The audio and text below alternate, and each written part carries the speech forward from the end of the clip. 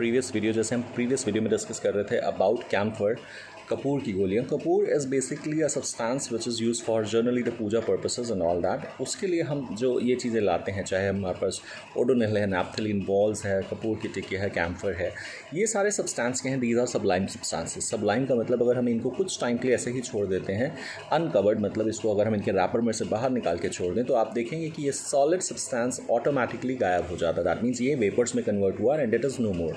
हमने देखा है ओडोनिल एंड ऑल दैट जो हम अपने वॉशरूम्स में लगाते हैं, उसका जो बॉक्स होता है that is a kind of a paper box, जो पेपर का बॉक्स बना हुआ है उसके अंदर हम उसका सैशे खोल के लगा देते हैं और आफ्टर सम टाइम आप देखते हो वो पेपर बॉक्स तो एज इट इज़ है, लेकिन उसके अंदर जो वाइट से कलर का केक था that is not there because it is sublime. तो वो ऑटोमेटिकली धीरे धीरे रूम टेम्परेचर के ऊपर ही डायरेक्टली सब्लिमेशन के through it is converted into vapors and it is no more, right?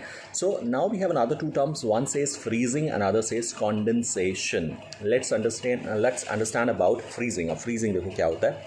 Freezing says whenever we have a liquid substance and it is getting solidified.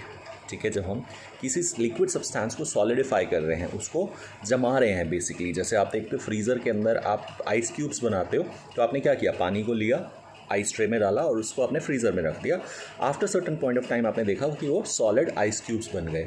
अब वो सॉलिड आइस क्यूब्स बनने के लिए हमारे को फ्रीज़र का एक सेट टेम्परेचर रखना पड़ता है कि उसके अंदर ठंडक रहे, वो फ्रीज़र ठंडा रहे, जिससे टेम्परेचर लो रहे and it starts getting freezing, right.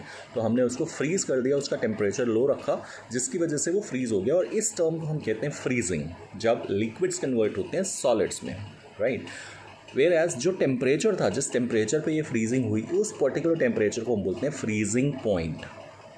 So if someone asks you what is freezing point or define freezing point, so we will say the temperature at which a liquid substance gets solidified into a solid substance, that is called its freezing point. वो उसका freezing point होता है. Besides that, हमारे पास next term आती है condensation. Now again, condensation is very much related to the state of matter, wherein we say a liquid, it starts getting condensed into vapors, right? जो हमारा liquid है वो जब वेपर्स से condense हो रहा है तो हम बोल रहे हैं दैट इज़ कॉन्डेंसेशन। मतलब जब वेपर्स ठंडे हो जाते हैं, फॉर एग्जांपल आपने नोटिस किया होगा जब आप किसी चीज़ को बॉईल कर रहे हो, ठीक है, बॉईल करते टाइम पे स्टीम निकल रहा है। अब स्टीम निकलने के तो वो वेपर्स हैं। अगर मैंने उसको कंटेनर को कवर कर दिया, उसके ऊपर एक लिड लगा दी, एक ढक्कन लगा दिया, तो आप जैसे उस कवर को उठाते हो उसके ऊपर वाटर ड्रॉपलेट्स आ जाते हैं बहुत सारे। दैट मीन्स वही वेपर्स कंडेंस हो गए हैं।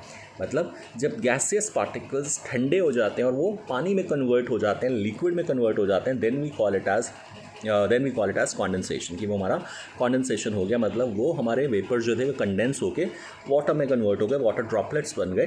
सो that particular technique is called vaporisation. So today we have learned about the 6 techniques wherein we can say the matter or the states of matter can be interconvertible from one state to another. एक से दूसरे में हम कह रहे हैं कि convert हो सकता है एज ए मेल्टिंग, हमने कहा था फ्यूजन, मेल्ट हो गया कि सॉलिड से वो लिक्विड बन गया।